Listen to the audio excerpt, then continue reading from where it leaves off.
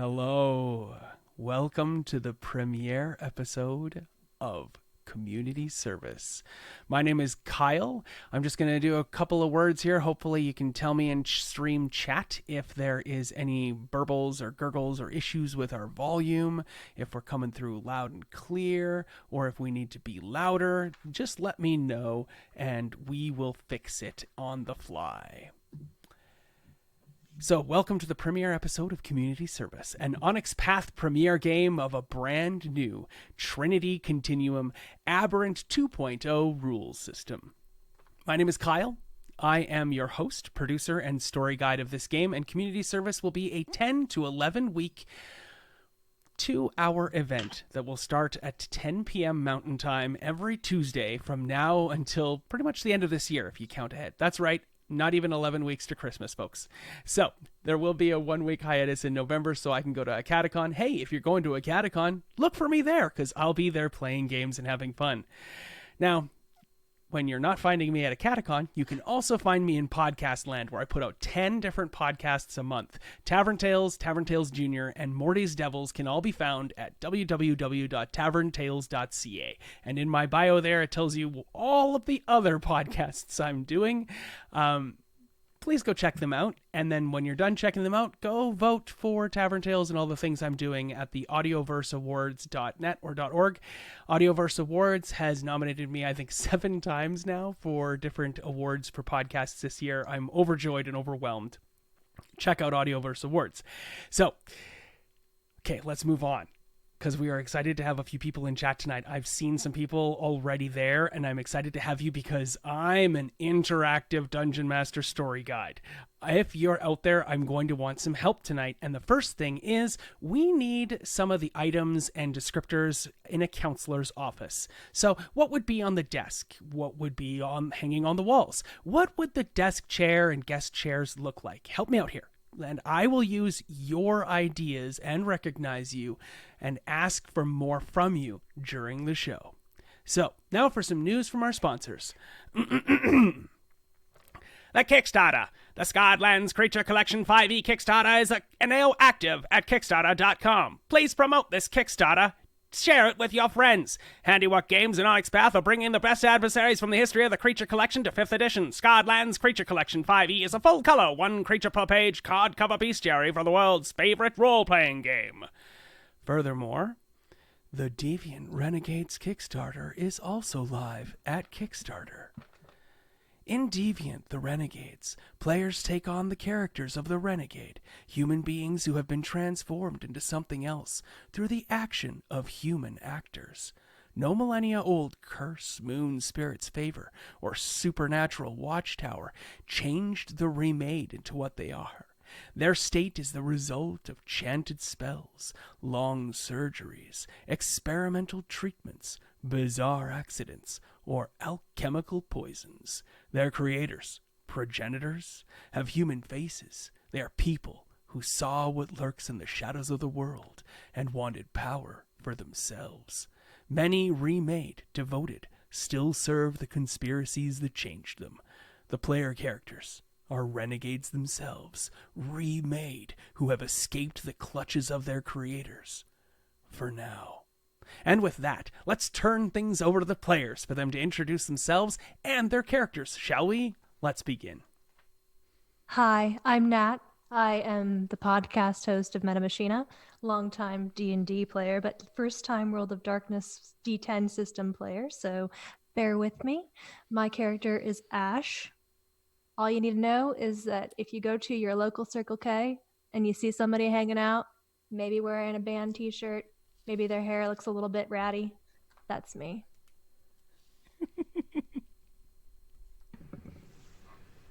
Hi, I'm Carl Jordan.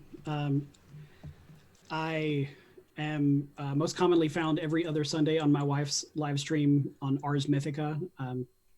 I am going to be in a Wednesday night game upcoming on We Are Nerdsmith called Obscurum that's using City of Mist. And I'm also part of the We Are Nerdsmith 9 Hells of a Good Time that's going on this month. We're very excited about that.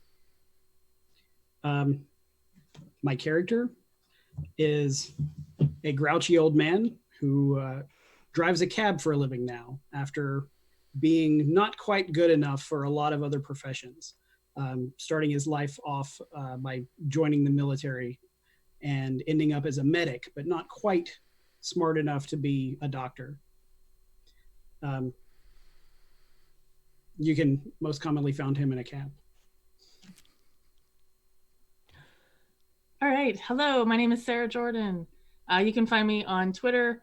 My handle is right above me right here at Aberrant. You can find me on Twitch here as Ars Mythica. Every other Sunday, I stream a D&D 5th edition game. I will also be in the 9 Hells of a Good Time stream on Nerdsmith as well.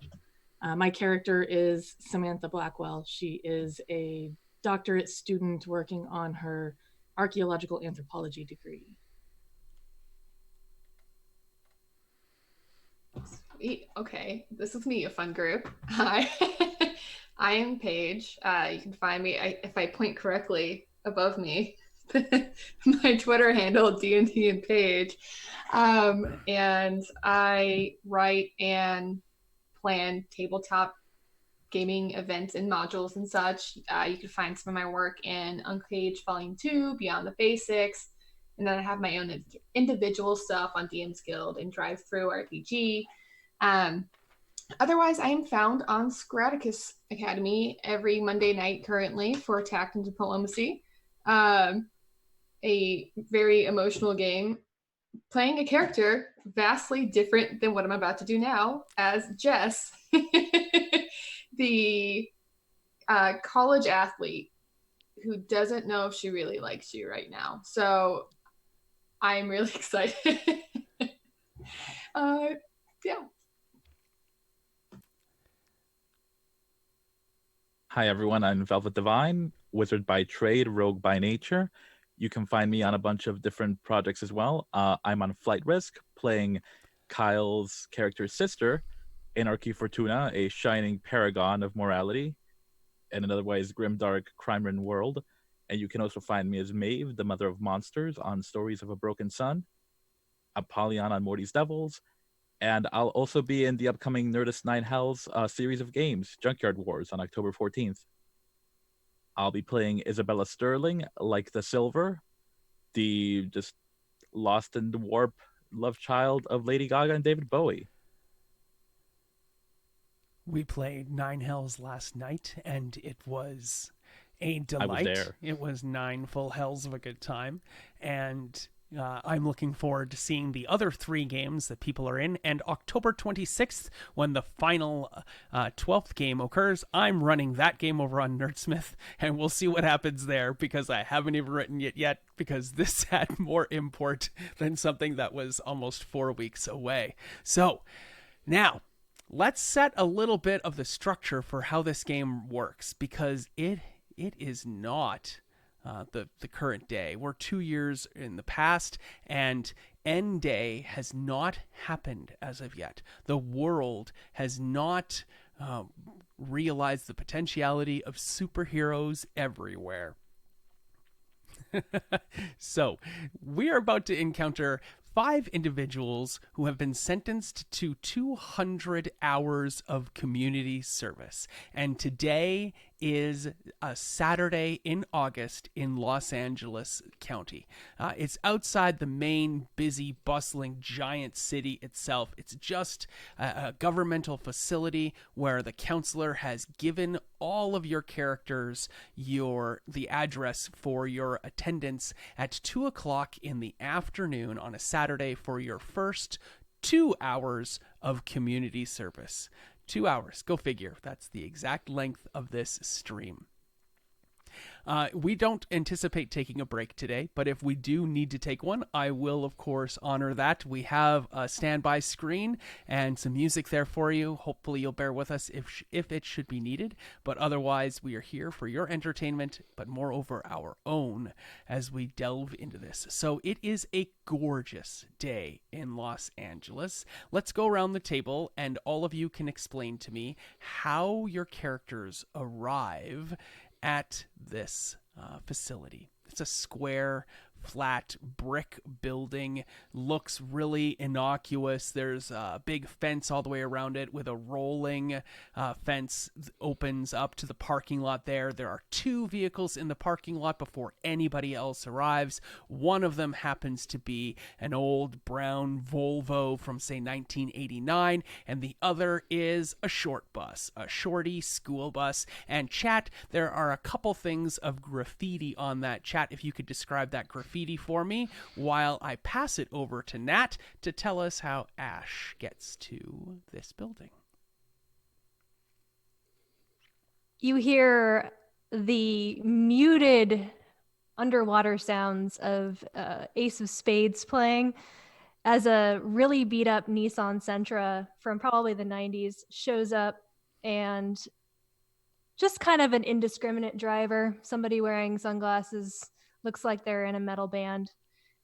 Ash gets out, trips a little bit. Maybe there's like a stray Taco Bell bag that flies out after them.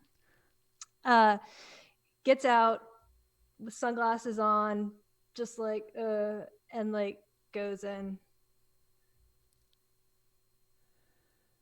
And goes, yeah, I love it. Just silence, right? It's too fucking early for this shit. I love it. You've used the one already, Nat. I'm done. I was just typing that to our group. There goes the one. That's so wonderful. I love it. Perfect. That tells you everything you need to know about Ash. What does Ash wear for pants? Because I haven't pictured that in my head yet. Pants and shoes. Right now, it's actually cargo shorts. Shoes are always Doc Martens. Old or new Doc Martens? Very, very, very old Doc Martens. I love it. Cool. Who is the next to arrive, since Ash seems to have arrived first?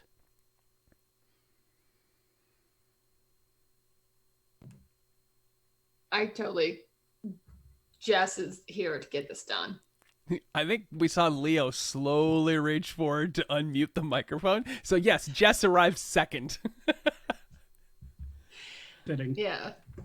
Jess totally rolls up, and like kind of hand-me-down car, but is a nice hand-me-down car of a, probably like 10-year-old like Subaru Forester. Reliable.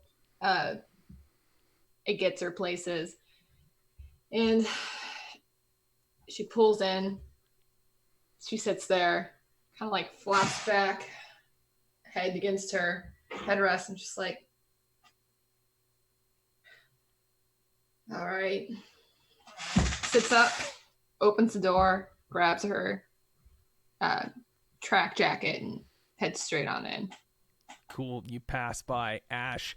We don't get a chance to see if the characters make eye contact or notice each other at all as we move now to not Leo. I want to introduce Isabella, actually.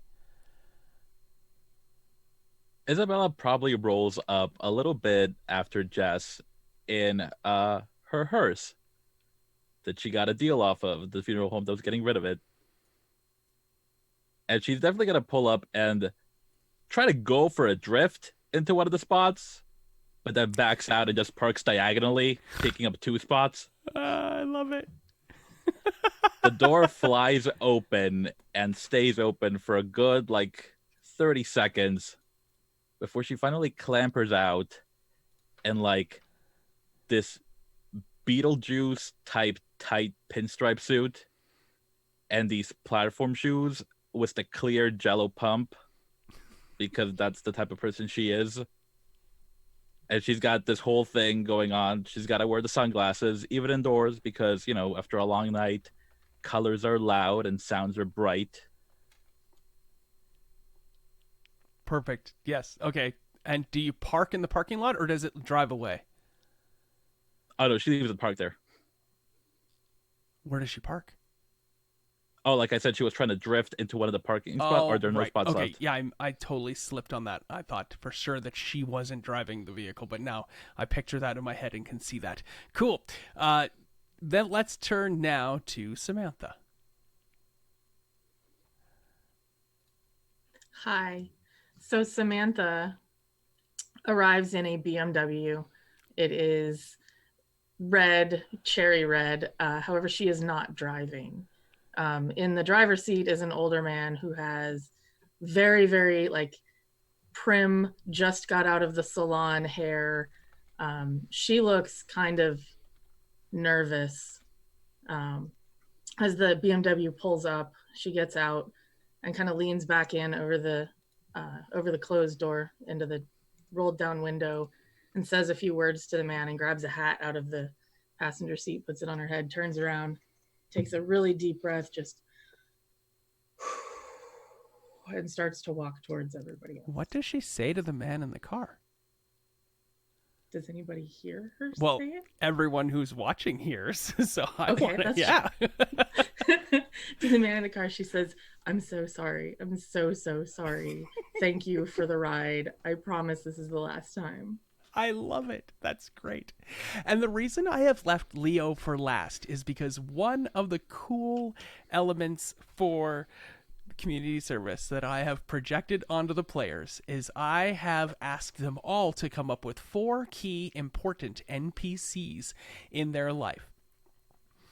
They're each going to play key NPCs involved in the other player character's life. And Leo is currently played by Carl, but Leo has a daughter, Mandy, and Mandy is played by none other than Paige herself. So watch, everyone, as I change her name tag to Mandy, because Mandy is going to call Carl. No, Carl is the character, the player. Oh, you're getting me so confused, Carl, Leo. 2 old men names. It's hard. Leo. Mandy is going to call Leo on the phone because she has some important news to share with her dad as he's driving to community service.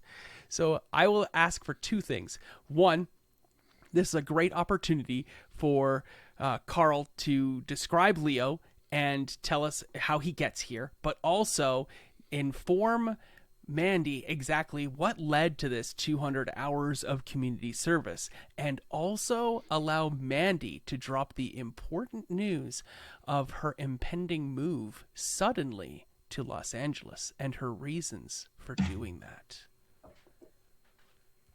Set our scene, Carl. Okay. Arriving in a literal yellow taxi, pulling up into the parking lot, is this old man sipping on his McCoffee and juggling a cell phone as it's ringing, trying to find a place to park. He manages to get the car stopped long enough to answer the phone before it goes to voicemail. What is it? Hi, are you okay? Mandy? Yeah, Dad, can you hear me? Can you hear me? Are you talking and driving again? No, I just stopped, I promise. All right, okay. I just wanted to call you. I know it's been a while. I had some big news. I'm coming home. What do you mean? Like here? Yeah, like home, Dad. Like, yeah. I'm. What? Okay, what happened? Is it school? Is it a boy? No. Are you okay? Do you need money? No, I don't. I mean, yes, but no. I got that internship at that law firm I was telling you about a couple months ago. Oh, really? That's great. Yeah, it's really good news. So I don't know, maybe if I can stay with you for the first little bit before I find my own place, that'd be like, wow. Great. The one here, huh? Yeah. Okay. Yeah. I'm moving back in with Dad. Oh, that's terrific, sweetheart. I'm really glad to hear that. That's wonderful. It'll be great to see you. It really will. It really will. I may have to figure out some space arrangements for you. We can make it work. Okay. Okay, sure. Yeah, that's fine. Yeah, but everything's okay. You're not. Yeah. You're doing okay. Yeah. Okay. Yeah. How have you been, Dad? Oh, well, we can talk about that more later. I'm actually, I'm running late for an appointment. I have this community service thing I have to go do.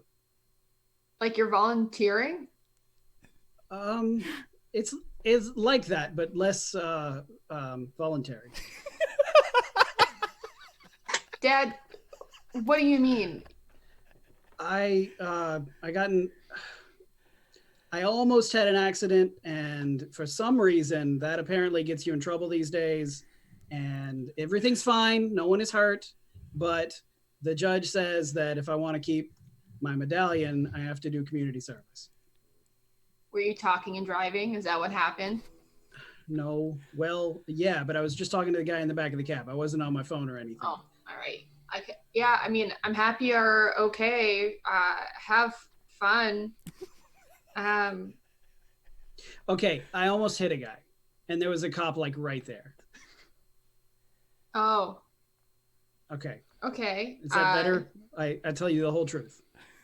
I mean, yeah, I'm gonna find it really funny if they make you read to old people. Is that a thing? Like, is that an option? That sounds great. Maybe I meet a nice woman. All right, yeah, Dad. I have to go, but have fun finding my stepmom in community service. Wow. Things change fast. Okay, it was good talking to you, Mandy. All right. I really miss you. It'll be good to see you. So when are you coming out? Like 2 weeks. Yeah, less than. Okay. Less than 2 weeks, says a voice above me. Okay. All right. Okay. I got an air mattress. We can make that work. All right. Okay. Great. Thanks, Dad. Yeah. Right. Okay. Bye. I mean, for me, like you can have the bed, okay. baby. It's okay. I mean, I'm not gonna make you sleep on the air mattress. You're growing girl, still going places. Anyway, yeah, I gotta go. All right. Bye. Yeah, love you. All right. Yeah, love you. Bye.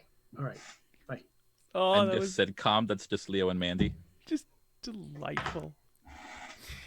That was so wonderfully awkward. I believe that relationship so well. Yeah.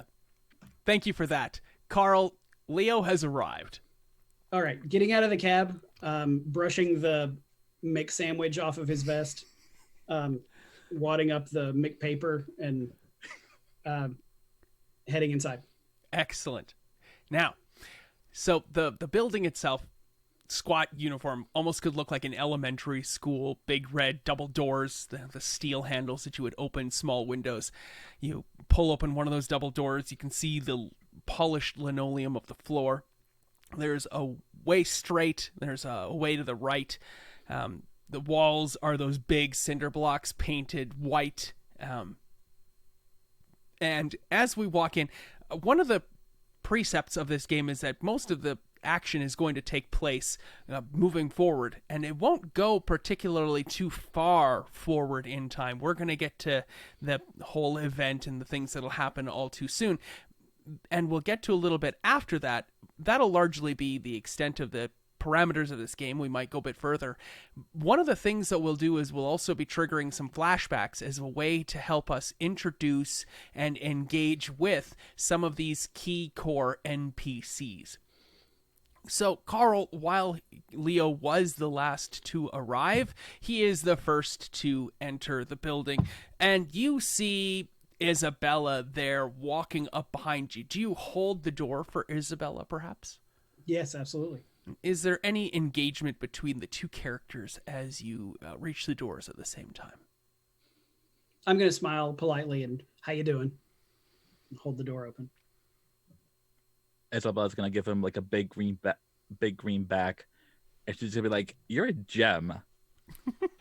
But she's also Is this a not tip? all. She's not entirely sure if he's real or not. She's not there presently.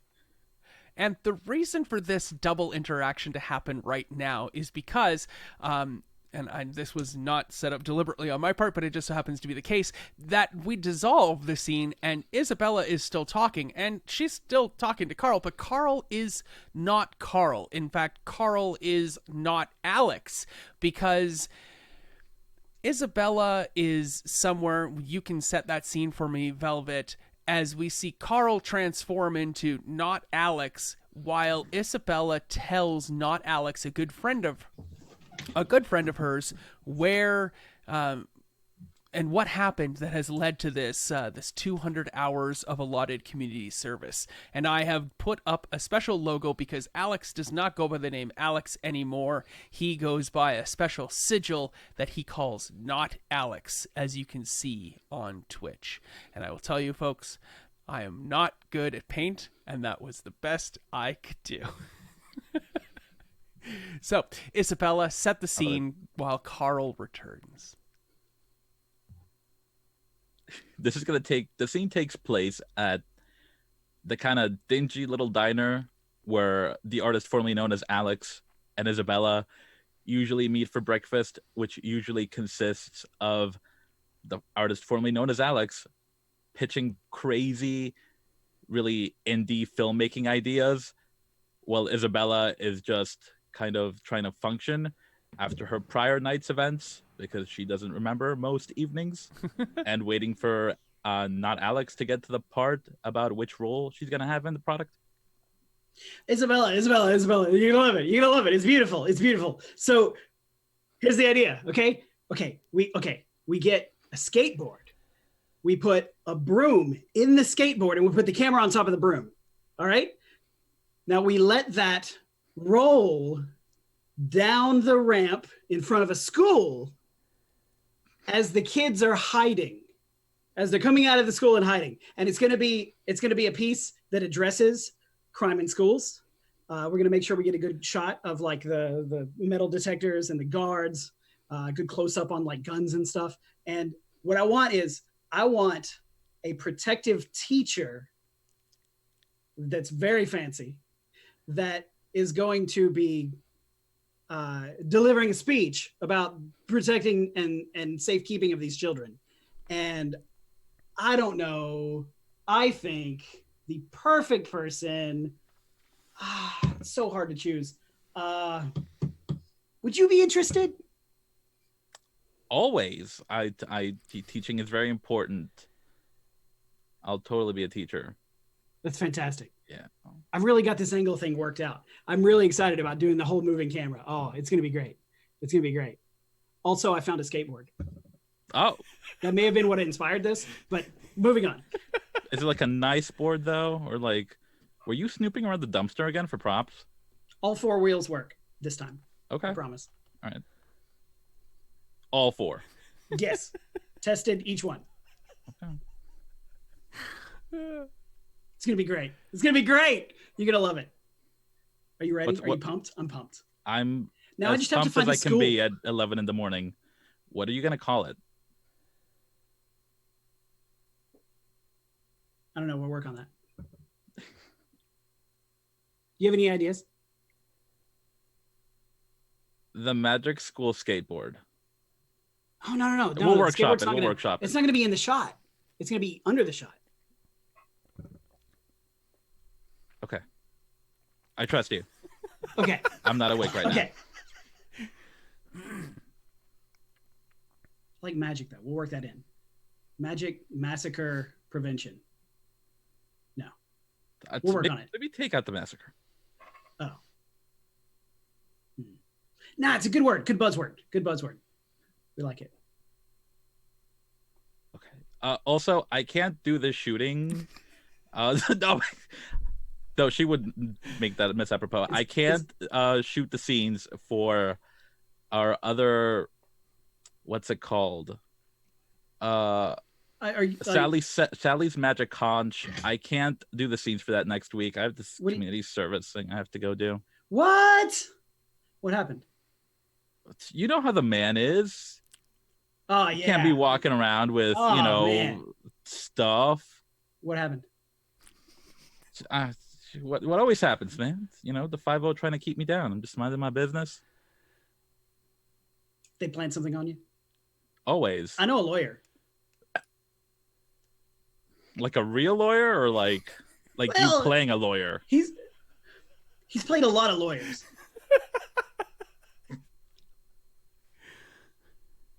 I'm just saying, I know a guy. Prosecution or defense lawyers? What are the ones that write stuff? He's I'll usually just do writing the stuff. hours. He's usually in the background, really, and like in libraries and stuff. But he did at least 2 courtroom scenes. I'm positive. Are you sure they're not just a stenographer? Oh. Maybe.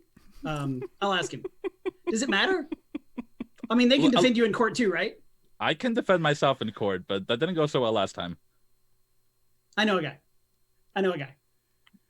Talk to them. Get back to me. Meanwhile, Okay. I'll get some hours done. I trust you. I trust you.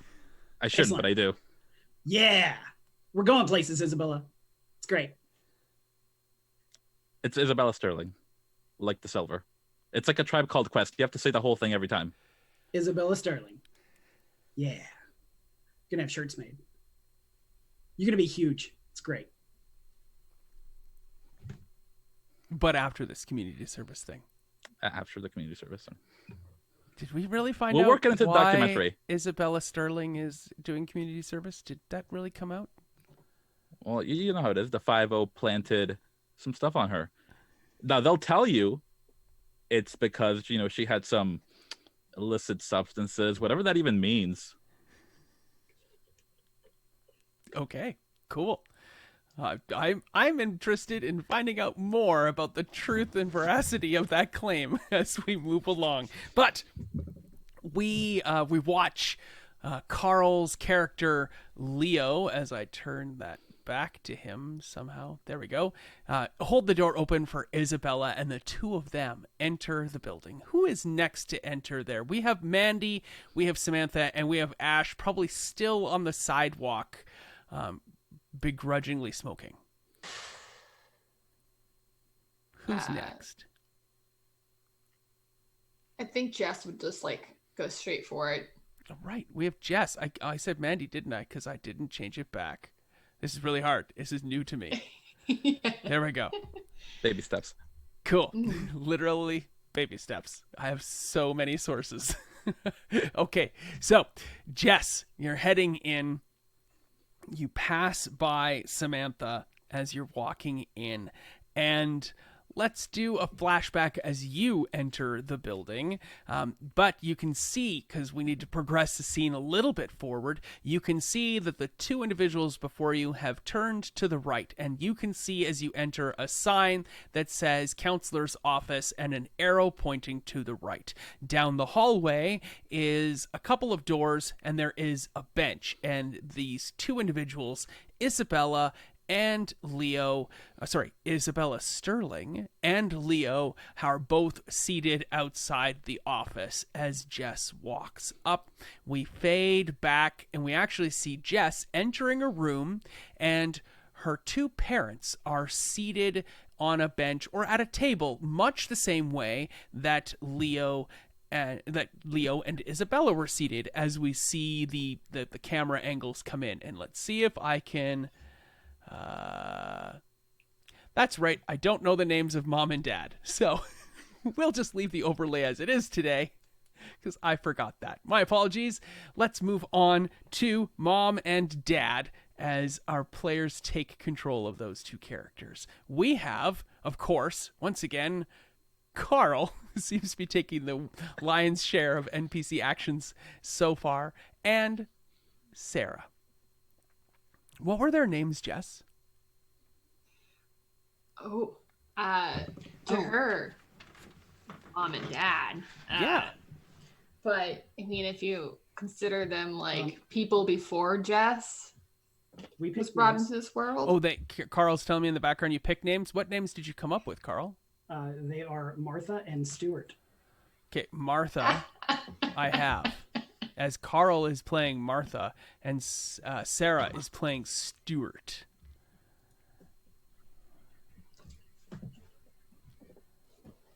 Cool. So, Jess, why don't you set up what your parents' home looks like and tell us a little bit about that? It's kind of like rustic light is how she would say it. It's, it's got a lot of like wood grain and earthy colors, but not too heavy. It doesn't really look like a cabin, but you can tell they definitely appreciate the pretense that they might like the outside world. Kind of just been the way they always have.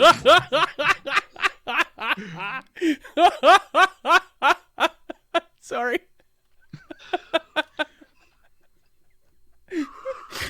I think Jess's parents are old hippies.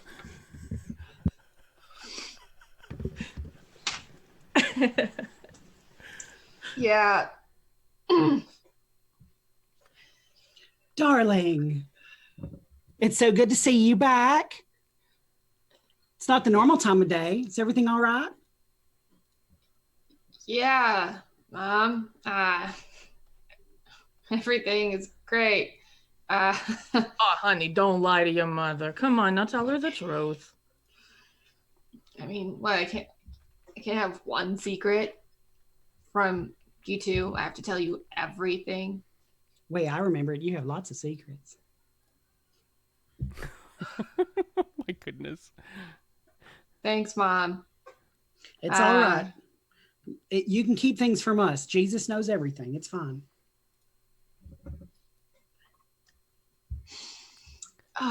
Fine. Okay. I got everything's okay. Yeah,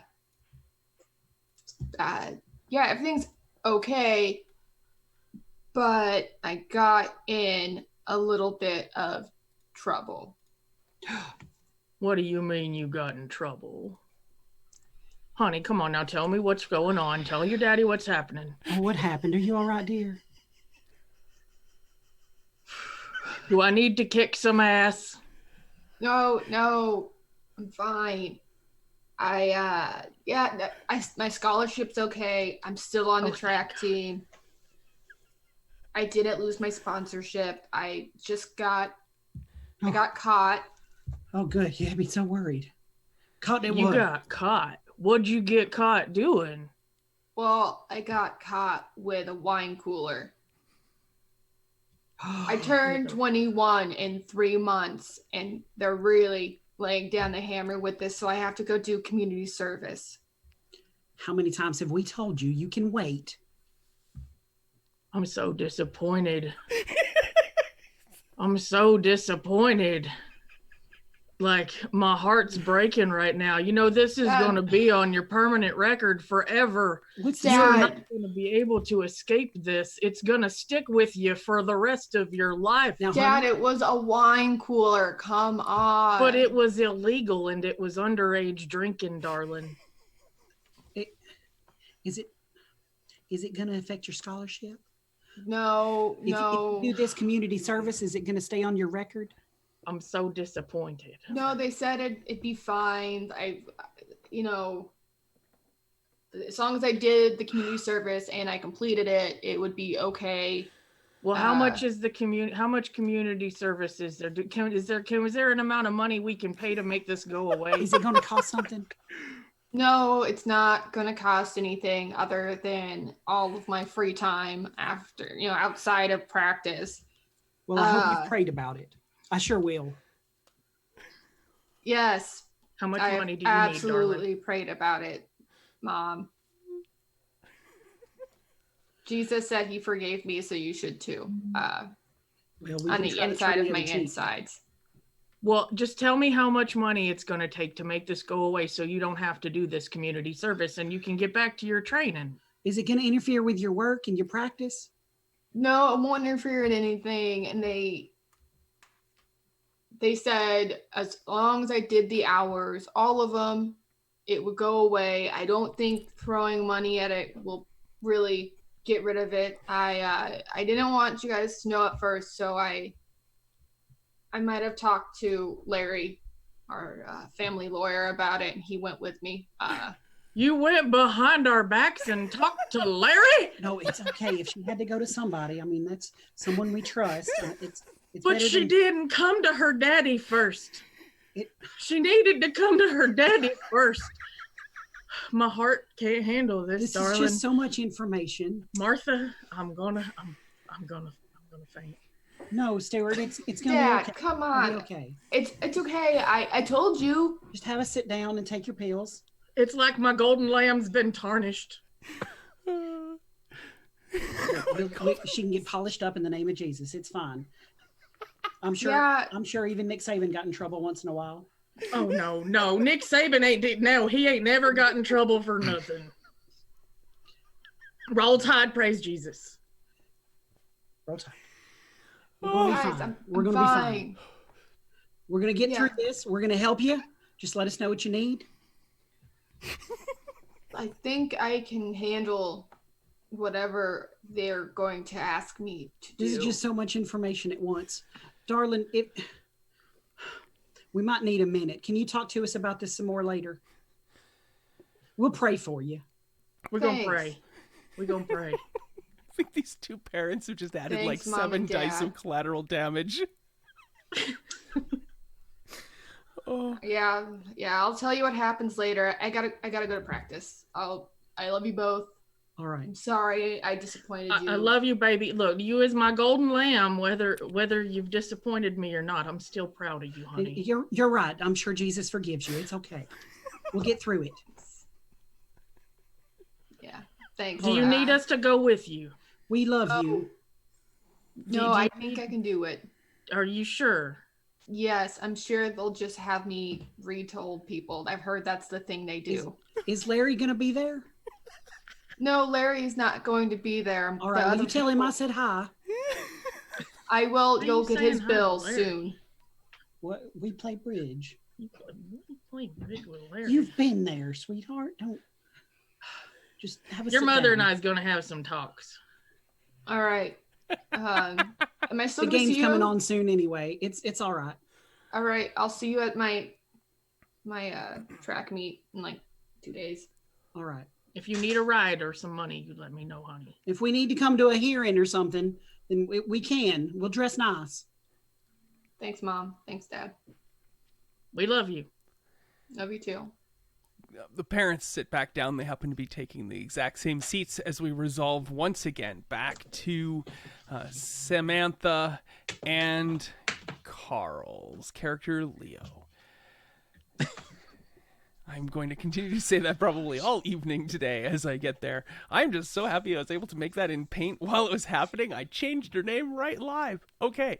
So while I give myself condolences and massage my cheeks, we see the fourth individual finally make their arrival, and it is none other than Samantha herself, as Sarah tries desperately to change costume so smoothly. Jess, I feel for you. Your parents are straight out of some sort of 1980s porn. They're that couple that doesn't know they're in a porn, and they leave their house in the hands of their young daughter. Anyway. Whew. They're amazing. So, as Samantha enters, we see Samantha's scene dissolve as well, and we open up with Samantha's flashback, which is with Regina, I believe. Is that right? Do I have that right, folks? Yeah, you're Now, right. Sarah, where is Samantha when she meets up with Regina and tells her what's happened? Probably the coffee shop near the university. Oh, perfect. Yeah, the coffee shop near the university. What is the name of that coffee shop there, chat? Because I don't think it was defined by Sarah, correct? I don't think we have that resolved. So, chat, if you would like to come up with the name of this coffee shop, I will gladly accept it as Regina. Oh, wow. Regina's amazing. Let's move you down a little bit so people can see Regina. There we go. So, the coffee shop, it's middle of the day. Is it busy inside the coffee shop, Sarah, or not? Not particularly. Okay, so it's not very particularly busy. And of course, Regina doesn't work there, right? Regina is somebody else. Who is Regina to Samantha? Regina is her doctoral advisor. Excellent. So here we go. Let's meet Regina. What does Regina look like, Natasha? She has a very lovely bob. And she holds herself with a certain comport. She ordered a macchiato, but not like, the Starbucks kind. We're talking about the small cup of coffee with foam. Yeah, and she's very delicately sipping it and waiting for her arrangement. Is that how she orders it too? Like she says all of those words when she orders? Yeah, do not put caramel in that, please. I love it. Great, sitting there and waiting for Samantha. Is Samantha on time, early, or late, Sarah? On time. Great. You walk in, the door, ding, ding, and the front of it says grounds for dismissal, which is the name of this coffee shop. All right. So Samantha walks in, kind of looks around. She sees Regina and takes a deep breath and is visibly nervous, which Regina would find a little odd. Moves to the table and sits down. Hi. How are you doing, sweetie? How's it going? Things are not really that great right now. I'm not going to be able to make it to class for a little while. Oh, okay. Well, we have other TAs. We're fine. But just kind of open up to me here. What's going on? I'm really hoping that it's not going to affect my my study. I have to serve some community service for something that happened, and so I'm not going to be able to be in class. It happens to all of us. I know a professor over in archaeology that recently had some issues. So no worries about that. We'll take care of it. But can you just maybe open up a little bit about what happened? Okay, it wasn't the artifacts. Okay, I did not hurt them. I didn't take them. The artifacts are fine. They're in the museum. Do you remember that trip that I was going to be taking with Liz and Tim to the beach? Mm-hmm. Yeah. I may have had a couple of drinks before we left, and it was raining, and I totaled my car and I almost killed Tim and Liz. Oh my God, I'm so sorry. And I reach out a hand and kind of reassuredly pat her shoulder. Yeah, it's really hard for me. Tim is in a coma. Oh my God. Oh. And Liz is okay. She just has a broken wrist. Oh, sweetie, I'm so sorry. I did not know at all. Yeah, you should take some time off. I'll help you arrange an academic leave. That's no problem. Oh, thank you so much. Yeah. Thank you. And thank you for meeting me. And she kind of reaches out and caresses her hand very non-professionally. Yeah, and she kind of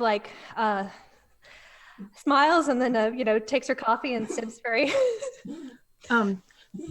Yeah, for meeting me not on campus. No. Come, you and I are old friends. We'll take care of this together. You are not alone. We're going to figure out the best way to handle this. And again, we don't have to do this academic leave situation where you have to disclose any of this information. It's actually legally required for them not to ask those questions. So that's such a relief. We're going to keep this under wraps, and you're going to take some time.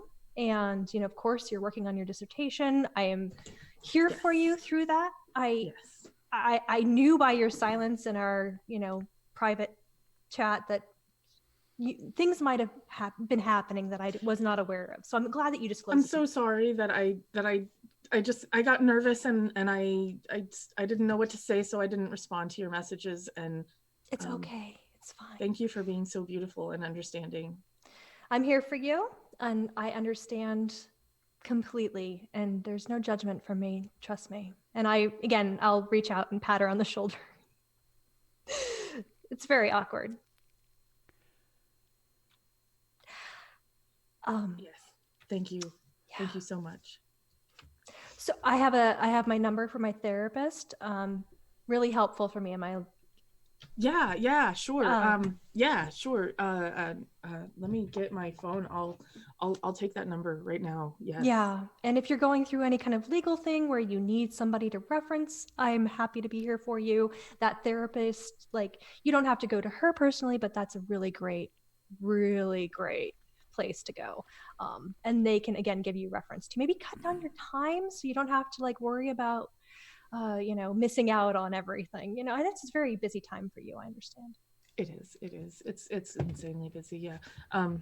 Okay. Well, I don't want to take up any more of your time. I'll let you get back to whatever it was you were doing. Oh, you're not at all. I'm always here for you, and I would suggest that we have like a wine night soon. Yes, absolutely. Yeah, just to kind of like decompress, because we all need that, considering how difficult everything can be. But especially your situation, I can't even imagine. I'm so sorry. Yeah.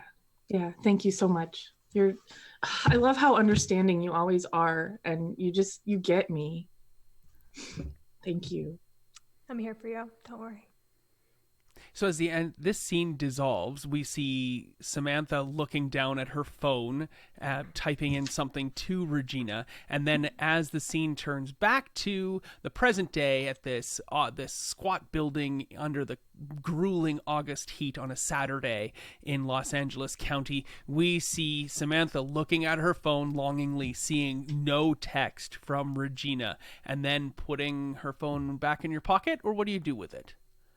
Yeah, she sticks it back in her pocket. Was she in the middle of typing a text to Regina that she then doesn't send? Yes.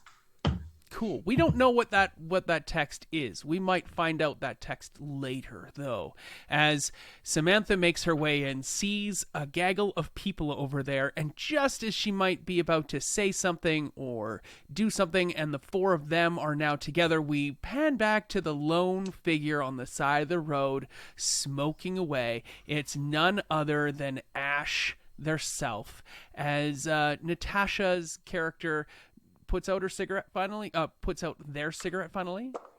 Oh, nice. Just chucks it right out onto the street.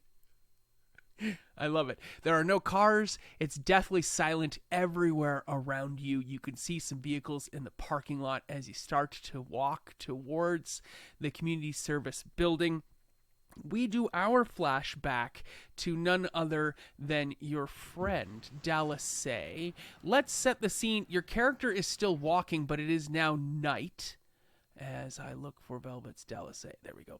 It is now night for Ash as you're walking, because we look up from Asphalt and we see it is nighttime, and Ash is walking, looks next to you, and you see Dallasay. How does Ash look? There's something going on here. Something's wrong. What's wrong?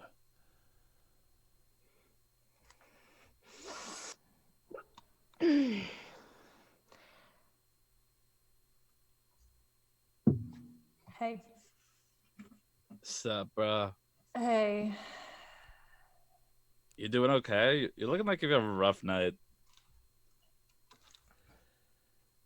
I'm brown bagging it.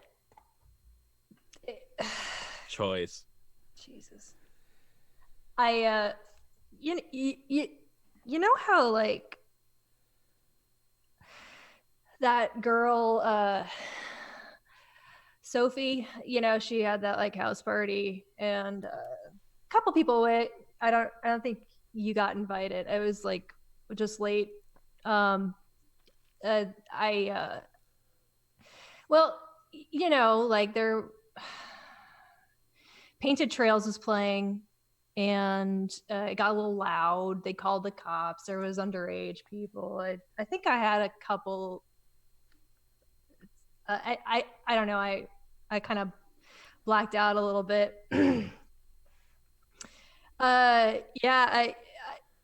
Next thing I know, I'm like LAPD in my fucking face. Oh, shit. That's two. It's fine. This is who Natasha is, and this is who Ash is. We will accept it, and we will continue with what we've got.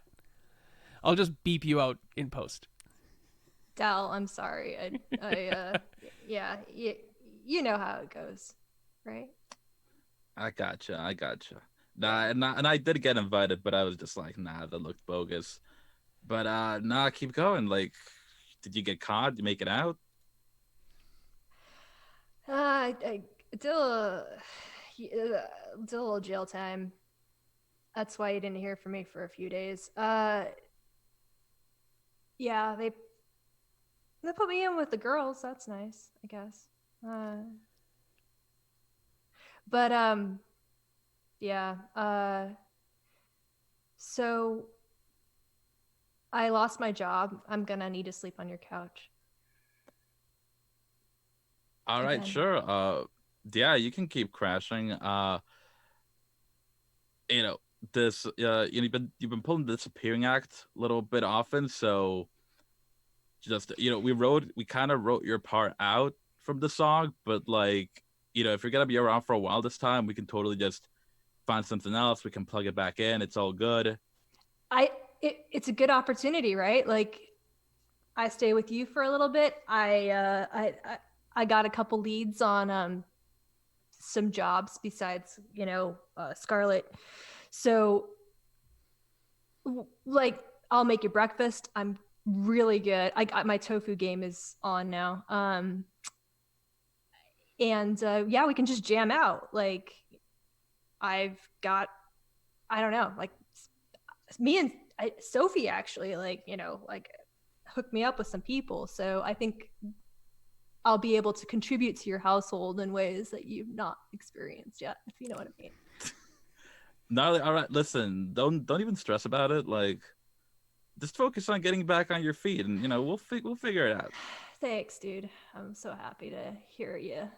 Like, thanks for your support. And like, I'm coming to practice. Don't worry. I can't afford to drink right now, so it's working out for me. All right, just focus on you. The band and I, we'll figure it out on our end. Cool. Thanks.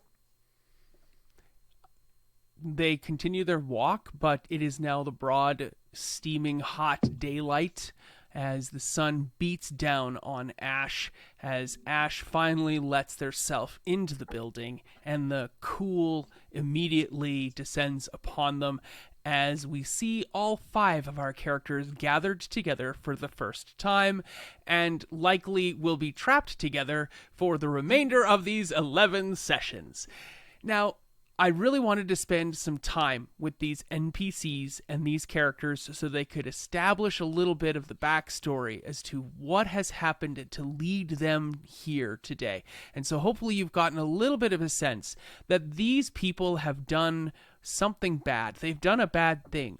But I want to recognize these are not bad people. There's a reason they're not all currently in jail. They've only been sentenced to 200 hours of community service. And while that is a lot of community service, these are people who have done a bad thing. And whether or not that informs that they are a bad person or is just a factor of who they are, let's be clear here. They are probably neither good nor bad, maybe closer on the line of good, and in Isabella's case, they're just straight up fabulous. So, let's dissolve the scene now. We have the 5 of you waiting out front of this counselor's office, which chat has so beautifully informed me of with some descriptors when we started the game. So as the door opens, you can see inside to the room, and you can see set out inside is a bunch of things. Right away, you can see a fake plastic plant with some missing leaves,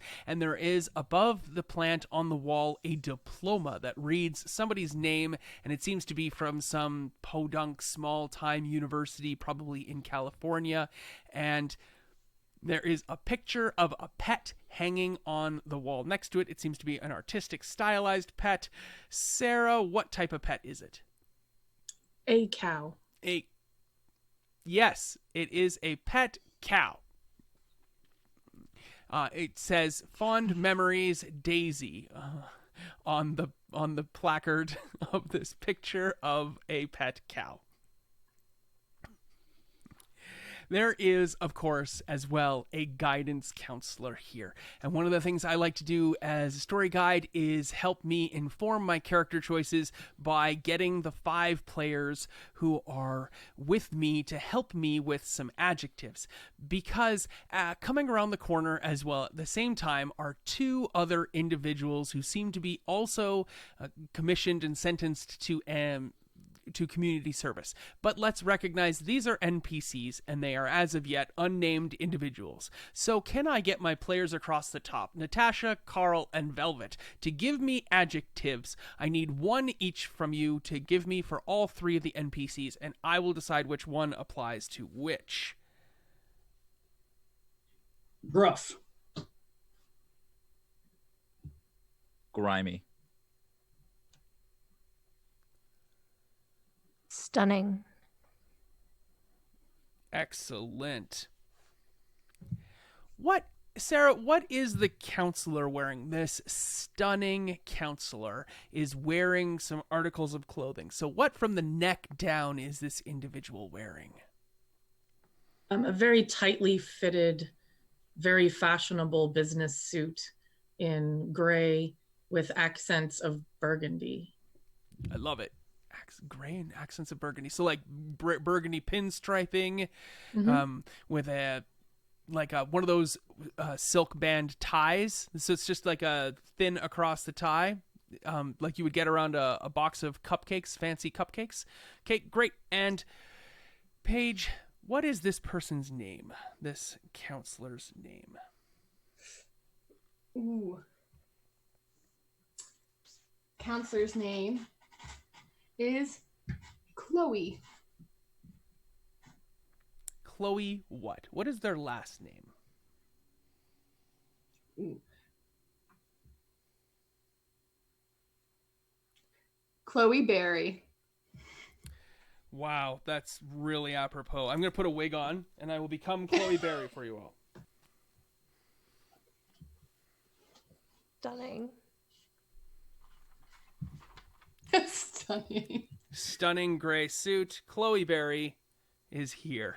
I love Chloe Berry already. 1, 2, 3, 4, 5, 6, 7. That's all of you. All right. I'm Chloe Berry. I will be your counselor. I am your community service liaison. And you are all sentenced to 2 hours of community service today. I see the time is now, and she shows off a gorgeous looking wristwatch, and it says it is now 2:15 in the afternoon, so we have to drive for about 45 minutes. That will not count towards your community service hours today, and we're going to be picking trash up off of LAX. Is everyone clear? I need you all to head over to the lockers and get yourselves situated and positioned. You'll need to put on the orange jumpsuits so no one runs you over, and you'll need to find one that fits you, and then lock up all your valuables. I'm talking your rings, I'm talking your watches, I'm talking your phones and your wallets. That's super important. Okay, folks? She has a blue manila folder, and she reads out, and she says, Leo, are you here? Yeah, that's me. I'm sorry. I didn't understand. I didn't think that we were going to be out in the sun and picking up garbage. That's right. Is that what you're saying? That's what you're doing today. Nice you get to tell me we're putting on orange jumpsuits. Yeah, I already said that, sir. Oh. All right, then. Is Isabella here? That's Isabella Sterling. Like the sorry. silver, you have to say the whole thing. Oh, it says Starling here. Isabella Starling. Is that not correct? I mean, it's correct, just not factually so. Excellent. All right. And then Jess, are you here, Jess Henry? Here. Oh, there you are, Jess. I'm sorry. I just totally spaced on. I thought Jess was a boy's name, and here you are, a stunning young woman. That's fine. And Samantha. Yeah, I'm here. Samantha, the courts did not send over your last name. I've got your social security number, but I don't. Can you just read out give me your last name, please, so I can add it to the file? Blackwell. Blackwell. Well, that's lovely. Thank you so much. And then I just have Ash. Is Ash here? Present. Perfect. And if anyone is still in chat and they would like to name the other two NPCs, now is the perfect time to do so. As she calls out those two names, and they both respond grimily, yeah, and roughly, yeah. I feel like the second one is definitely feminine, and she's super, super buff. Like Gina Carano buff. Oh, don't. The best, right? Like Gina Carano buff. She's she's not your American Gladiator. She's my American Gladiator. Now, We'll fight over it. so Chloe Berry. Such a crazy wig. Chloe Berry says, if you'll take your places and head over to the locker rooms. I'm sorry, all of you. It is a unisex locker room. We just didn't have the space. Cool.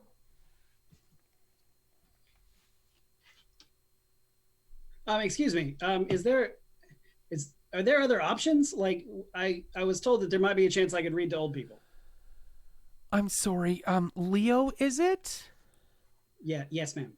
Yes, I'm sorry. Today's just a preliminary discussion and opportunity. While you're picking trash, and we'll drive out there. I'll have an opportunity to speak with you and get a better understanding of your particular skill sets and whether or not they'll be applicable for community service and our current needs. But, trash has got to get picked up by somebody, and everyone's capable of doing it. I'm sure it's a great environment for conversation. Yeah, thank you. Thanks. Well, all right then. Wow.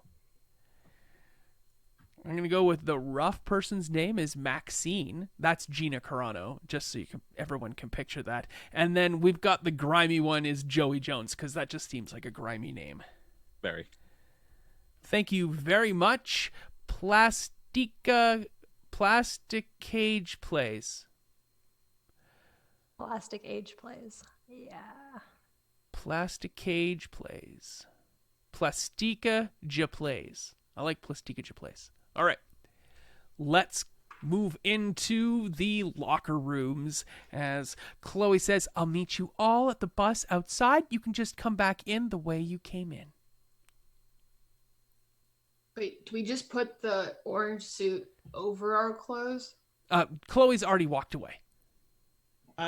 Yeah, that's what I'm doing. It's 80 degrees out. Oh, it's more like 95. Oh, sorry. I'm not good at the metric system. I'm already wary about leaving this much of my possessions here. I'm going to at least wear my clothes. Yeah, It's no a good thing I offense. brought my hat. I don't want to change in front of the old man. Yeah, neither do I. Neither do I. I'm just stripping down, and there's I don't care, and I'm definitely just throwing stuff in the locker. I'm not even locking it, but my phone goes in there, hidden away. So all of the locks do have locks. All of the lockers do have locks with keys in them. Some of them actually don't. But there are showers and bathrooms as well in here, and there is an array of orange jumpsuits that all read community service, and I just lost somebody, so I have to reboot this.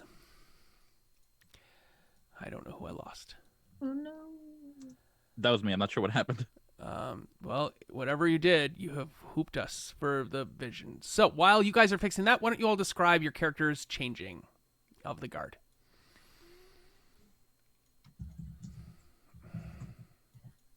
Yeah. While I appreciate the confidence, I'm going to go to the bathroom. Yeah. And Jess will go over to the ladies' room and go change. Sounds great. Sam's digging through these, looking for the cleanest one. Sniffing the fabric on them, ugh. This is disgusting. She'll just grab one and go into a shower stall. Sounds great. I mean, this is a fresh change of clothes for me, so definitely. I'm wearing a very tight sports bra type-esque thing and boxer shorts, And yeah, no shame. Whatever. Who gives a shit? Agreed. Like for her, it's an upgrade. Exactly. Yeah, Isabella's the same. She's just gonna change in front of everyone. She don't care. There's like loose peppermint wrappers that fall out of pockets she didn't know she had. Yeah. I'm gonna tell Isabella I like her style. Look cool. The old man Just gonna give you one of these.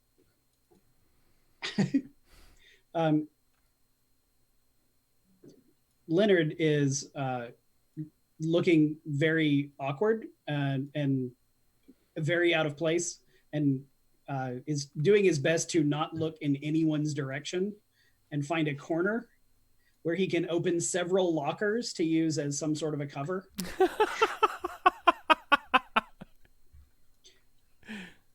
Standing almost like in the lockers, trying to figure out the best way to put on the jumpsuit. This is the only man I've ever seen that's never been to a YMCA, man. It's just get naked. It's just not done that way.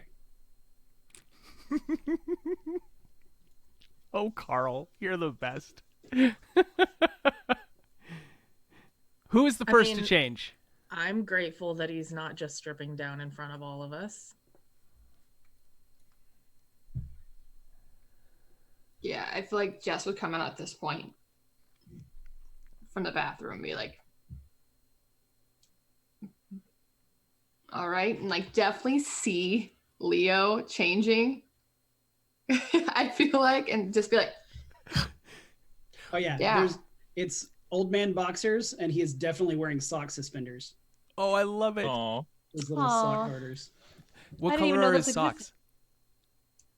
Oh, dark socks, like dress socks. Yeah, and what do the boxers look like? They are white with like blue pinstriping. Yes. Very That's much right, folks. Classic old man boxers. I get excited for descriptions of old man underwear. This is wonderful. This is literally what Kyle is here for. Yes, all day long. So the two NPCs, Maxine and Joey, get changed as well off to the side, and they are out in the middle of the pack. The short bus is up and running. It sounds like there's something wrong with the carburetor, because it is definitely rumbling and grumbling and unhappy to the nines. Did it have graffiti on it? Yes, there does happen to be some graffiti on it. My wife, Marie Claire, who is in the chat, has offered us a stylized penis as one of the two different things that is graffiti drawn on there. There also happens to be the Onyx Path logo, which is nowhere near the penis, on the other side of the bus itself. And there was some writing on there too.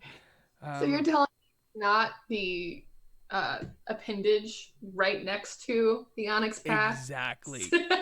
Separate locations. And as well, there is a right on the back of the bus over the emergency exit, the graffiti stencil words, "No, you're beautiful." Aw.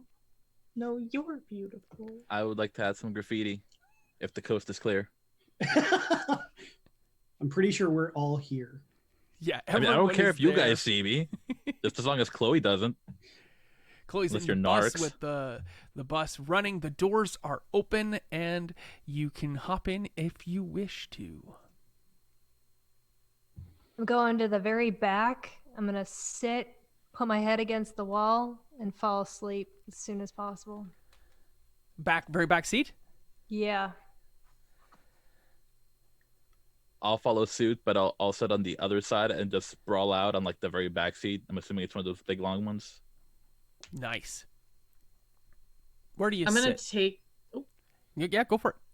I was gonna take the seat like immediately inside the door. There's usually like a little metal plate with a pole right before the door, and then a seat. And I'm just gonna swing her on that pole and flop into the seat. Oh, I love it. And I'm also going to be sitting up front, but behind the driver. Okay. And Samantha's going to sit sideways with her back to the window and her feet up on the seat. That's a standard way of sitting. And where's Jess? Jess hops on and goes towards the middle, driver's side, and kind of puts her hand in her pocket where, as well as she also blatantly brought her phone with her. Great. Kind of checks it and sits back and shakes her head. The two NPCs are sitting, there's only 4 rows, so the two NPCs are sitting behind the driver as well in each of their own seats. So, Jess, are you sitting behind Samantha or are you sitting in front of Isabella? In front of Isabella. Sterling, like the silver. Perfect. So, let's do a quick scene with the 3 of you, Jess, Ash, and Isabella. You're in a 45-minute bus ride. Do the 3 of you engage in any conversation?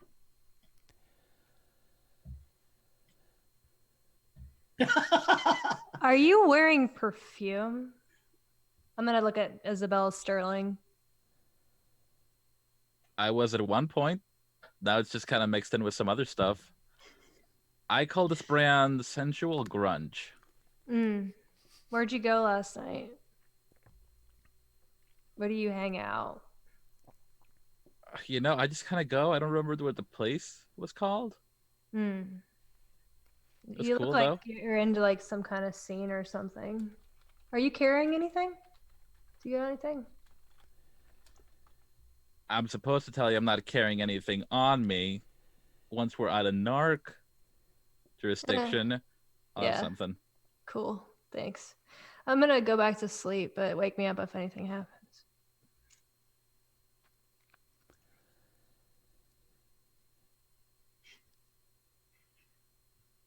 Jess is not talking to anyone unless she has to. Isabella's probably gonna like lightly punch the back of Jess's seat and just be like, "Yo, Preppy, what are you in for?"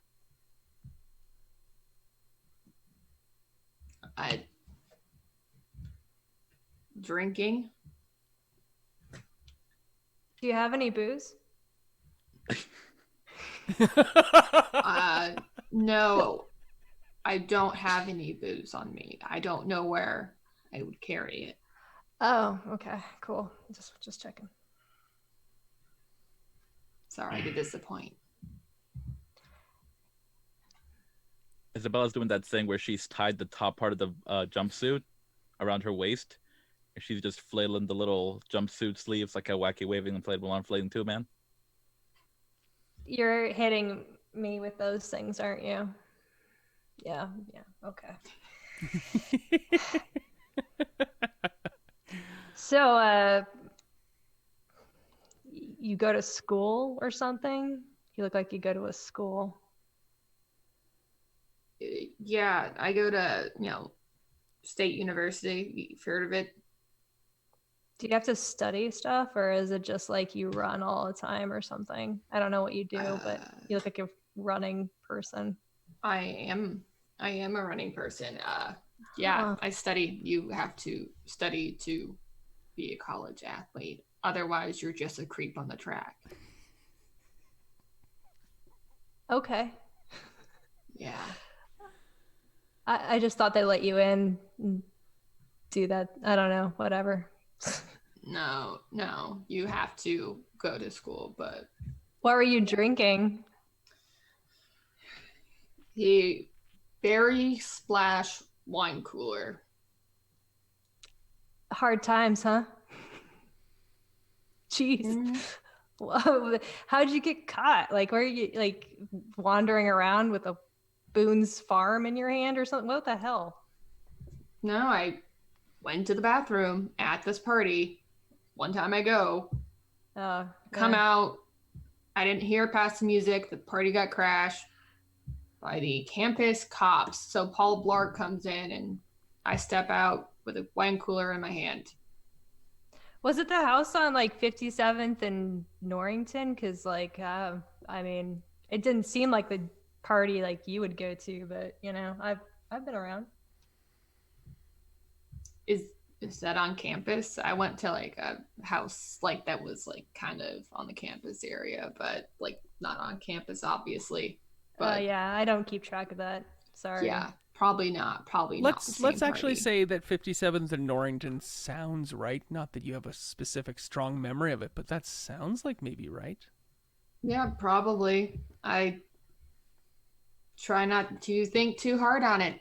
Just do me a favor, if you go in that area, you just like make sure your drink is covered at all times, because man, do they like to roofie people over there all the time. Yeah. Thanks. Yeah. Jess is like oddly taken back by the kindness and is like, what did you get brought here for? Similar situation. Cops showed up, underage. I don't know. I'm not underage, but you know, you can't really have fun in this town without running into a few of your kind kids Mm-hmm. figuring your stuff out. Fair enough. What about you, Sunshine? Turns to Isabella, Sterling. You know, it's actually a pretty long, kind of tragic story. It all started a couple of years ago. I was 8 years old. My parents, Bruce and Martha, were shot in front of me in Crime Alley. Are you just telling me the story of Batman? Yeah. I'm not telling you that I'm Batman. I'm just saying Batman and I have never been seen in one place together. So Joe Cool shot your parents, but then it turned out to be the Joker, right? Like that's how it goes. I don't know the whole story, but I can fill in the details. Oh, what's really going on with you? Seriously. Seriously? Mm-hmm. You want the real story? Just some real life information over here. Yeah. All right. I caught a terminal illness and I wandered around for a while and found this program called Weapon X offered me a way out. I couldn't really say no. You are off your rocker. Has anyone ever told you that? The joke's on you. I couldn't even get on the rocker. My balance is crap. God. I have a lot of respect for this. As long as you go for the whole, what's her face, the one that's not Wolverine, the daughter, Laura, is that what it is? Like like I don't know, X-23. I can't keep track of comics nowadays. Sounds like a lame name. I don't like when the alphabet checks out with the numbers. Not my Sure. thing. All right, let's yeah. I'm gonna go back to sleep.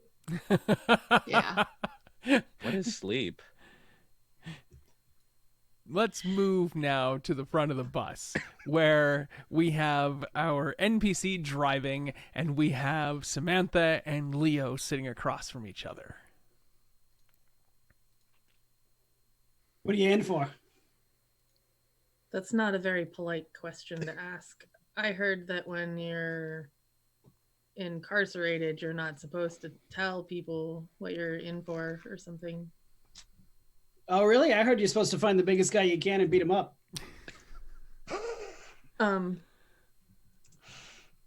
I don't really know about this legal stuff. I would really rather have my head in the sand right now. What are you in for? Moving violation. See? That wasn't so hard. Moving violation? Yeah. I was moving.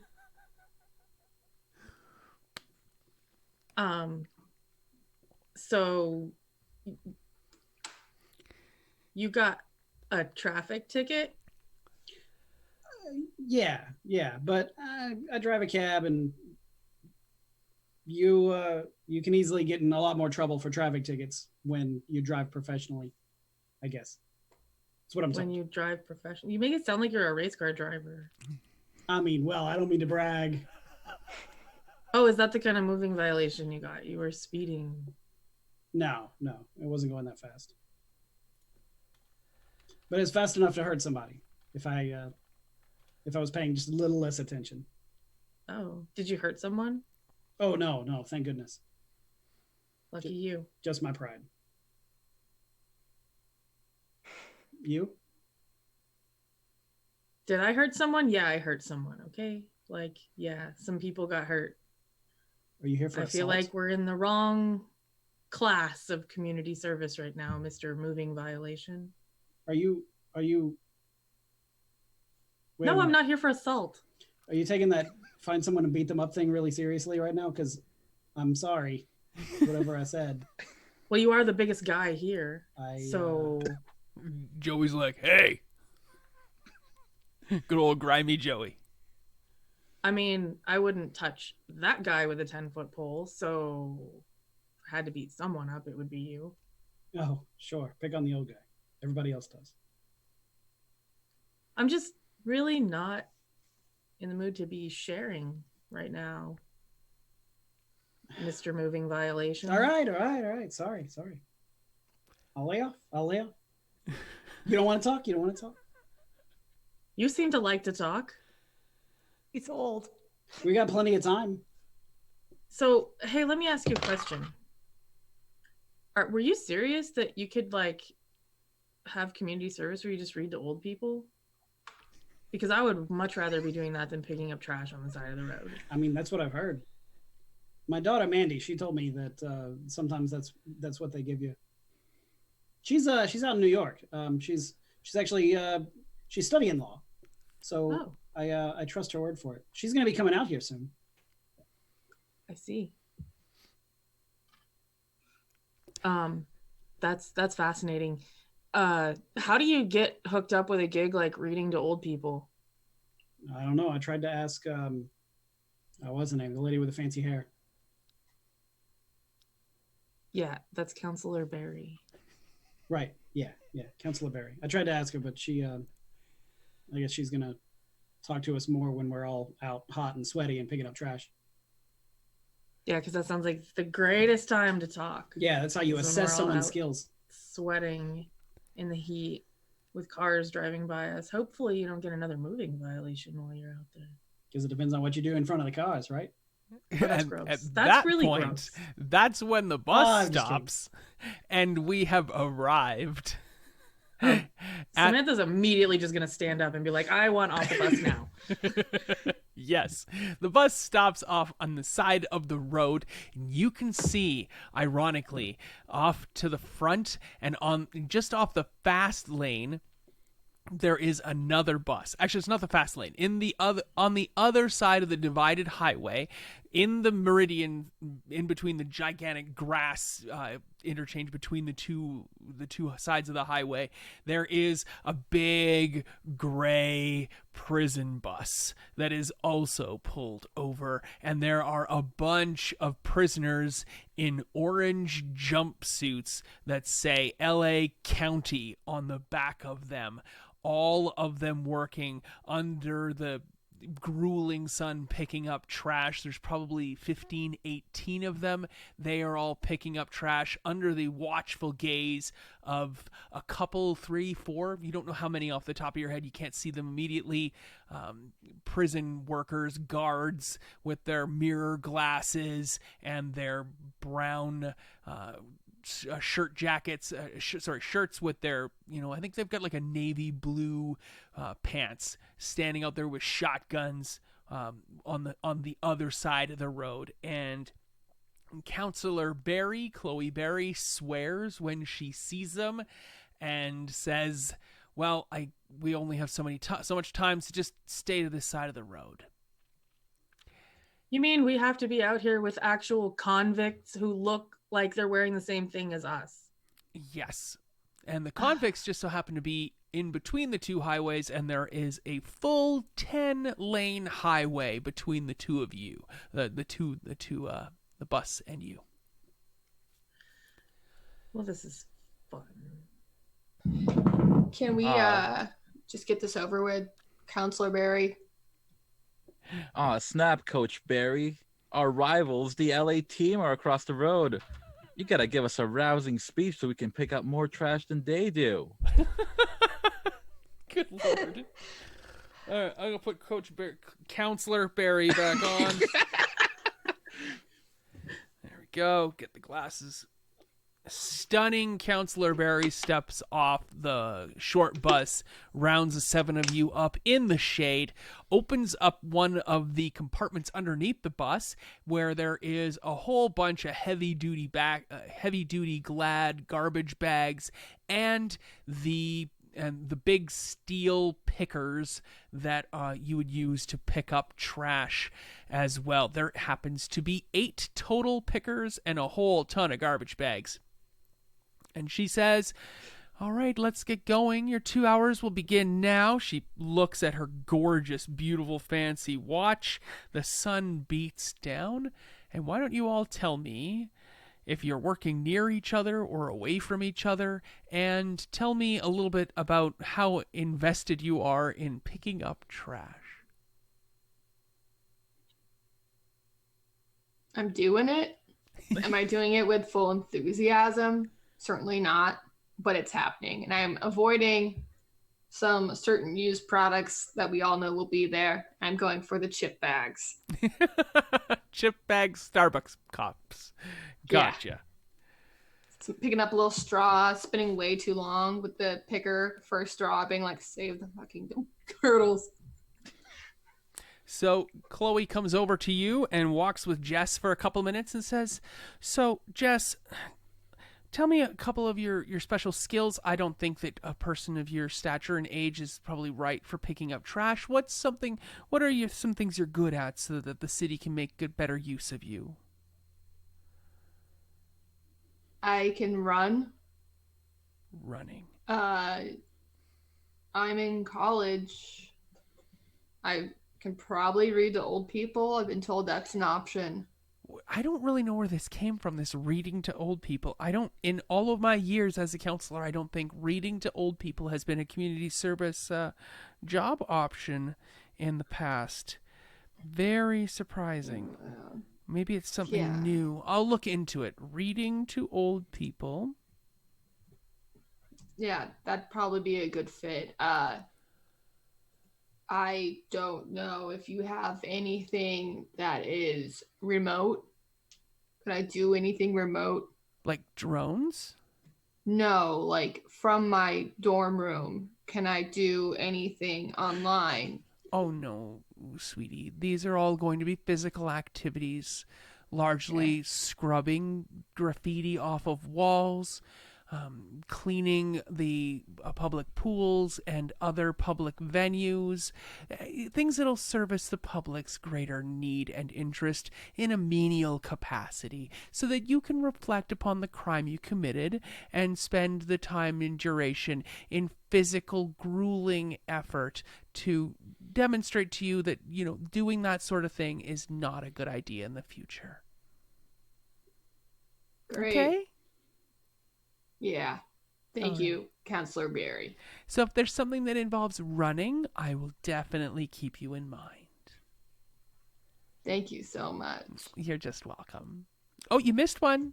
And there is definitely some sort of biohazardous waste on the ground that requires picking.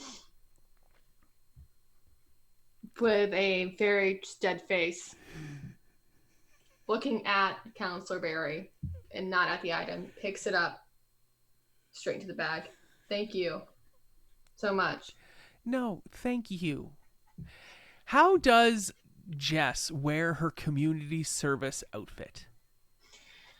If buttons or zippers, whatever it may be, it is fully up until like maybe one if there's a collar, like just for comfort. Wears it like it's meant to be worn. And it does have a collar, because it can be however you want to imagine. They are not uniform and standard, except for the fact that they are all orange, they are all jumpsuits, and they all have stenciled in black upon the back of them, community service. Yeah, wears it buttoned all but the last tiny button, sleeves down. It's a little like oversized, but she wears it as well as you can wear it. And did Jess put all of her valuables in the locker, or did she sneak or secrete some of those valuables with her? She snuck her phone. She got her phone. Good to know. All right, let's move up. Let's go to Velvet and Isabella Sterling. How invested are you in cleaning garbage there, Velvet? Isabella's actually pretty invested because by virtue of being outside under this heavy sun, it's going to reflect off of the more shiny things, and she doesn't need that while hungover. So she's just going to pick up the shiniest item she can find out of self-preservation. I love it. Stabbing them brutally and strongly, or just like trying to gather them up? Oh no, she's going to very gingerly like pluck them, but every time she plucks one, she's going to go, the claw. And how does she wear her outfit? She had she found like a spare just like tank top, so she did that thing where she ties like the top upper body part of the jumpsuit around her waist. Is she still wearing the Fascinator hat? Yeah, she kept the hat and sunglasses on. The hat, the sunglasses, she's wearing, like, what color is the tank top? Just like regular white, but there's like a bunch of stains on it. I love it. And what is she wearing for footwear? She's probably still wearing her gel pumps. I love it. Okay, perfect. So she's wearing gel pumps, Fascinator hat, cool sunglasses. Her orange jumpsuit is tied off around the waist. And did you secrete any particularly special or your items in your pocket or somewhere else on you? Oh yeah, no, she's got one of those side straps, so she snuck her phone. Has the phone. Perfect. And perhaps most important, she's got the Horde symbol tattooed on her right shoulder. Oh, nice. For the Horde? For the Horde. Excellent. I'm an Alliance man myself, but I won't hold it against you at this moment. Maybe later. Excellent. Now, Counselor Barry comes over and says, Isabella Starling, so tell me some of your special strengths and skills, if you wouldn't mind. I mean, you can't tell anyone, but I'm actually from Krypton. You got to keep that on the DL. There's been some talk about reading to old people. I'm like really good at reading. Reading. Okay. Mm-hmm. What else? What do you do for a living, Isabella Starling? I waitress at Mama Rose's. Okay. Are you particularly skilled at the preparation of food or the handling of food? The handling, definitely. The serving. Okay. Not the making. Apparently people complain if you douse everything in syrup. Don't know what they would, but no accounting for taste in this town. Okay. Can you swim? Yeah. Excellent. Anything else that might be useful for the city to know? You sweet summer child. You poor babe that wrapped in the cashmere blanket of ignorance. You ask too little of me. But that's it, really. Well, you do have a gift for speaking, but I don't really have any need to fill that. So we'll just keep you doing what you're doing right now, and with the remonstration that, of course, as always, what you're doing here is in service to the community after you breached community's social construct. Now, I don't know what you did off the top of my head, but I know that it warranted the number of hours you've received in community service. So let's just try to get through it together, shall we? I will insist that I was framed. Okay. You can speak in regards to it all you want, but I have a few other people I need to speak with. As she walks away, I'm just going to very loudly cough. Narc. She struts ever taller and stronger in her stance, like, ooh, this person thinks that I have power like that. That's cool. As we move on to Carl, and we see Leo picking trash. How's the picking of trash going, Leo?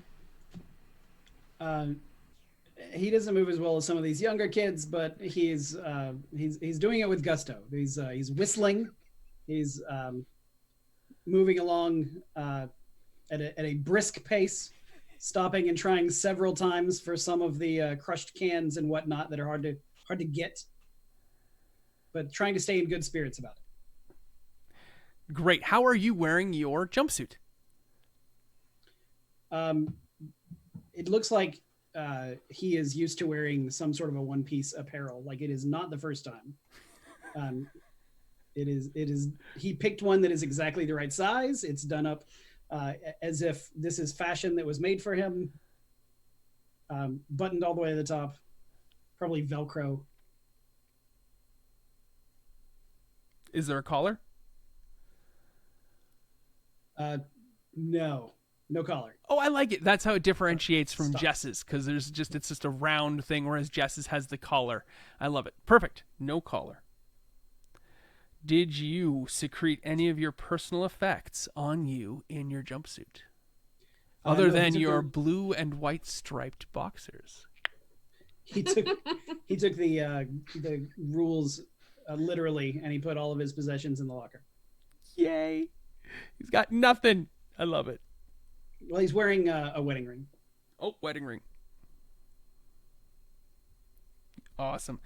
And so, of course, Counselor Barry comes up and says, Leo, what's your last name, Leo? I don't have it listed here. I did not get many last names. Leonard Upton, ma'am. Upton. O-W-N? What? No. UPTON. Oh, I'm sorry. I thought it was Uptown. Upton. Okay, that's great. You're the one who brought up the reading to old people. I just wanted to reiterate to you, not a thing. It's not a thing. Oh, Just no, it's got to be. Yeah, sorry. My daughter told me about it. She studies law. Right. Yes. See, she studies law. Good for her. Not a thing. So if I could, I'm just going to take some notes, and you can tell me some of the things that you might necessarily be good at, just to help the city out, in regards to how we can assist for community service down the road. You have a lot of community hours service ahead of you, and perhaps putting you into something that you're better suited for than necessarily picking up trash on the street would probably benefit the city greatly.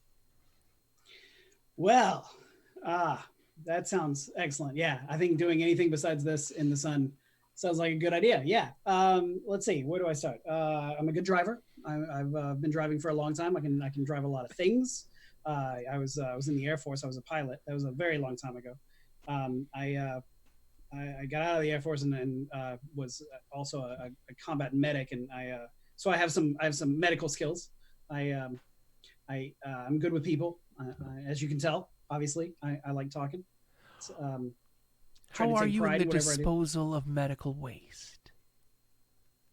I'm sorry? How are you in the disposal of medical waste?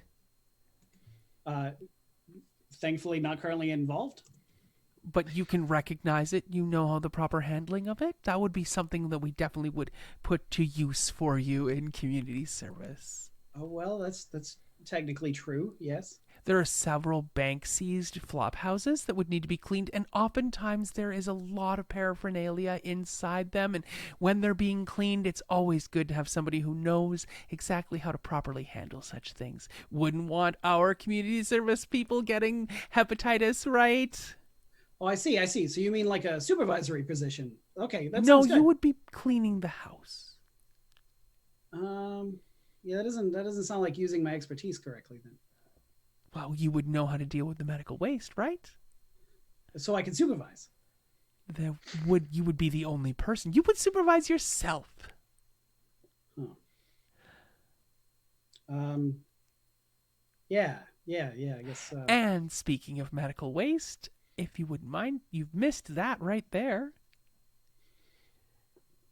Oh, which one? Yes, both of them. Oh, so I did. Okay. All right. Well then. Hey, would you mind just let me know if there's any more that I missed? You bet. I'm going to carry on. If you don't mind, if there's anything else you'd like to tell me, as soon as your bags are full, people, if you wouldn't mind taking them back to the short bus and getting another bag. Unfortunately, you'll have to put the full bags into the bus itself.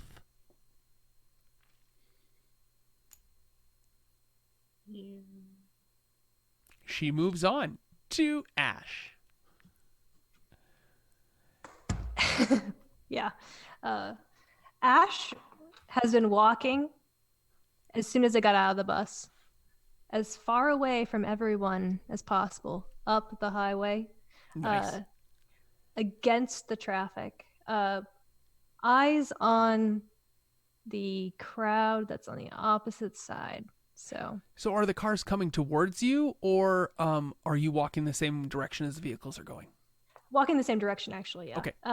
And just back to that traffic, picking up the occasional piece of trash, but mostly just trying to get away from that situation. And sleeves rolled up on the jumpsuit. Cigarettes were there, but they just fell down. I'm keeping them out. I don't literally lighting up as I'm walking away. Everything that I own is on my person, and that's like 50 cents in change. You know. And one of them is a Canadian quarter? Yeah, and a set of keys that mostly just a set of keys. And do you have your phone? Yeah, it's a really, really bad phone. Is it a Nokia flip phone? Yeah, it's like one of those ones that you get at Walmart when you lose your phone. Oh, I love it. Mm-hmm. A Walmart special phone. A throwaway. Yeah, burner phone. I got you. Yes, but in Ash's case, it's a keeper. Mm-hmm. Yeah, and I'm just like looking for some interesting stuff there on the side of the road. I mean, I'm picking up trash, but mostly I'm looking for stuff. And then I'm also mostly just looking across the way at these like gaggle of convicted people. Definitely. You are moving away from the convicted criminals. They are the other side and further down. So you're actually making your way further away from them as suddenly Counselor Barry appears next to you and says, Ash, if you could, I do note there's another name on this, but that it has been articulated to me from the court that you're to be known as Ash only. Yeah. Perfect. So, Ash, I note that you made your way quite a ways away and you have overlooked quite a bit of trash on the way to this spot you're in now. And I do ask that if you could just stay closer to the group and more focus on the trash that is in front of you than making your way and being a bit more distant. Yeah, I look at it this way. I walk, I see it, and then when I go back, eventually I'll pick it up. Oh, I'm sorry, sweetie. What the plan is that you're going to go for it about 200, 300, 400 yards, and then I'm going to drive the bus up to you so that we don't ever have to go back and forth. You'll just slowly and methodically make your way down the highway. I didn't express that to begin with. That's on me, okay? Yeah, that's on you. Yeah. You got like 3 other people back there, or 4, I don't know, I can't keep count. I know, there's lots of you, right? There's 7. I'm so happy today. The city has been done very well, and this highway is going to be spotless. She just happens to put a hand right on the flat of Ash's back to try to turn Ash to head back towards the bus. Yeah, cool. I'm just gonna walk away. I'm gonna pull a cigarette out. I'm gonna light it. I'll be like, you touch me again, we're gonna hear about it in court. Right, I'm just trying to get you, if you could just turn, if you could just... I'm turned. That's great, wonderful. Let's head back. And she looks at your cigarette, looks at you, looks at your cigarette, and says nothing. Mm-hmm. All right. I just like put the little trash bag over my shoulder and just, all right, we're going. Perfect. We head back, and she says, so Ash, do you happen to have any special skills at all, sweet summer child? I like food. Okay. Yeah, that's something some people like, yes? Skills? I don't know, like No one can hear Carl as he mouths words. I don't know if you're muted or I was mouthing reading to old reading to old people. Hey, thanks. All right. I can I don't know. What do you I don't know how to read to kids and stuff, but yeah, no, I've hung out at some shelters and stuff, so if you need me to like Wonderful. I know that some of the local shelters do have a great amount of graffiti on some of their exteriors. And if you're acquainted with those shelters, would you be amenable to helping out with the cleaning thereon? Or would you prefer to hit a shelter that's you're not familiar with? uh listen, you just give me something to do for 8 hours or 200 hours or whatever we're in here for, and I'll do it. I really don't care. I love your attitude. Oh, I wish so many more people had this attitude where they would just take the time to reflect on the things that they did wrong and get through the service that they need to commit to. You just keep on keeping on. That's my motto. That's what I tell people. Keep on keeping on. I feel like we're just going to be the best of friends, Ash. You and me both. Yep. Okay. Is there anything else you want to tell Counselor Barry? You should pay attention to that one over there with like the athletics. She seems pretty like she breaks the law. Yes, I know. The attitude coming off her and the privilege, wow. Yep, you got a hot one on your hands there. She winks at you and leaves and finds the final individual of the group. She has had a chance to talk to two other individuals, the NPCs, and she finally finishes up with Samantha. How is Samantha wearing her jumpsuit? Pretty much how it was intended to be worn, buttoned up or zipped. The top two buttons open because airflow, it's hot.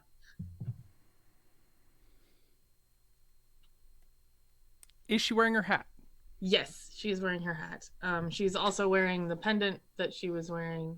She refused to take it off as well. And she does have her cell phone on her as well. Not obvious, but perfect. Like I love it. Into her bra.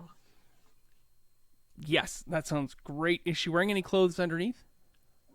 Yes, like a tank top and jeans. Oh, okay. Wow, you're sweltering in the heat then. Perfect. Counselor Chloe walks up and says, "So, Samantha Blackwell, right? I had that right? Is that right? Did I write that right down right? Samantha Yes, Blackwell. I correct. did. So, special skills, abilities, things like that might be helpful for determining where I can fit you into community service here. Well, I'm good with organization and filing. I could organize your files. I could read to old people. I'm really good at that. Wow. There wasn't that much conversation on the bus, and yet every single one of you has brought up this reading to old people thing. Well, that's lovely. Good to hear. Yeah. It seems as though you've done a very good job, and has Samantha been working hard at cleaning up the garbage or not? Not like working super hard. She's been picking it up, but like the bag's probably about half full. Great. Is there anything else that she wishes to say to Counselor Sarah? Counselor Chloe? If there's any position that you have that is not directly dealing with people or looking like a criminal on the side of the highway, that would be fantastic. I have got a lot of the former, not so much of the latter. I'm sorry. Yeah, that makes sense. So you're out there, and it's been about an hour of cleaning, picking up trash, taking the full bag back to the bus. You've started to get a little bit of distance between you and the prison bus. I'll say that they were in front of you to begin with, and now they're now behind you. The bus has moved down about 300 yards, and you've moved forward about 300 yards. And of course, you have the huge stretch of 10 lanes of highway between you and them, because it's not the other side of the highway, it's just the one. And you're on this main highway leading into, and there's an overpass coming up, and you're just a ton of trash in this area. It just looks like it hasn't been cleaned in a year or two. And something weird starts to happen. At first, you can all feel a kind of prickling raise up the hair on the backs of your forearms. And I know that we are 1 hour and 55 minutes into our opening session, and I haven't made anybody roll any dice yet at all. But if you would like to make perception checks, which would be a wits check, and if you have an applicable skill, I'll gladly allow you to add dice to that. You're looking for at least 1-8, because at this point you are not Nova characters, and a difficulty is an 8 for you here. If you get at least 1, I will give you some information. It's a wits check. Cunning.